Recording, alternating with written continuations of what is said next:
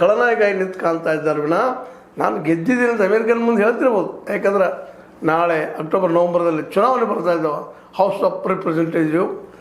ಅದರಲ್ಲೇ ತಮ್ಮ ಪಾರ್ಟಿಯ ಗೆಲುವನ್ನು ಮಾಡೋ ಸಲುವಾಗಿದ್ದೆವು. ಹೊಂದಾಣಿಕೆನೋ ಶಾಂತಿ ಮಾತುಕತೆನೋ ಅಥವಾ ಶಾಂತಿಯ ಒಪ್ಪಂದವನ್ನು ಮಾಡಲಿಕ್ಕೆ ಬಂದಿದ್ದಾರೆ ಇವರು ಅನ್ನುವಂಥ ಮಾತು.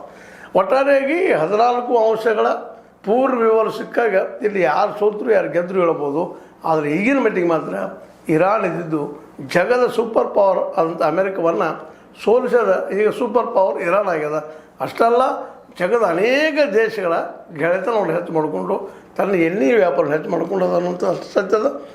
ಅದೇ ಕಾಲಕ್ಕೆ ಇನ್ನೊಂದು ಮಾತನ್ನು ಇಲ್ಲಿ ನೆನಪಿಸ್ಬೇಕಾಗಿದ್ದೇನಪ್ಪ ಅಂತಂದ್ರೆ, ಈ ಯುದ್ಧ ನಿಂತಿದ್ದರಿಂದಾಗಿ ಅನೇಕ ದೇಶಗಳಿಗೆ, ಅದರಲ್ಲೂ ಭಾರತದ ದೇಶಕ್ಕಂತೂ ಭಾಳಷ್ಟು ಅನುಕೂಲಗಳು ಮತ್ತು ನೆಮ್ಮದಿ ದಿನಗಳು ಬಂದು ಅಂತ ಹೇಳಬೇಕಾಗಿದೆ.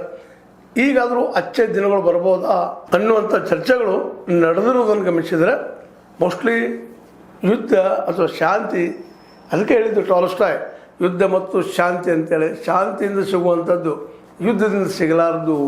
ಯುದ್ಧ ಮಾಡಿ ಗೆಲ್ಲಬಹುದು ಅಂತ ತಿಳ್ಕೊಂಡಂಥ ಟ್ರಂಪ್ ಅವರು ಇವತ್ತು ಭಾಳಷ್ಟನ್ನು ಕಳ್ಕೊಂಡು ಅಂತಾರಾಷ್ಟ್ರೀಯ ತನ್ನ ಮಾರ್ಕೆಟನ್ನು ಕಳ್ಕೊಂಡು ನಿಂತಿದ್ದನ್ನು ಗಮನಿಸಿದರೆ ಯುದ್ಧ ಇದು ಪರಿಹಾರ ಅಲ್ಲ, ಹಲವು ಸಮಸ್ಯೆಗಳ ಕಾರಣ ಅನ್ನೋದು ಇದರಲ್ಲಿ ಸ್ಪಷ್ಟ ಆಗ್ತದೆ. ಇದೇ ಮಾತನ್ನು ಲಿಯೋ ಟಾಲ್ಸ್ಟಾಯ್ ಅವರು ತಮ್ಮ ಆ ಒಂದು ವಾರ್ ಆ್ಯಂಡ್ ಪೀಸ್ ಕೃತಿಯಲ್ಲಿ ಹೇಳ್ಕೊಂಡಿದ್ದು ಇಲ್ಲಿ ಗಮನಿಸಬೇಕಿದ್ದೇನಪ್ಪ ಅಂದ್ರೆ, ಇನ್ನೊಂದು ಮಾತು ಬರ್ತದೆ, ಯುದ್ಧದಲ್ಲಿ ಗೆದ್ದವ ಸೋತವ ಸತ್ತ ಅಂತ.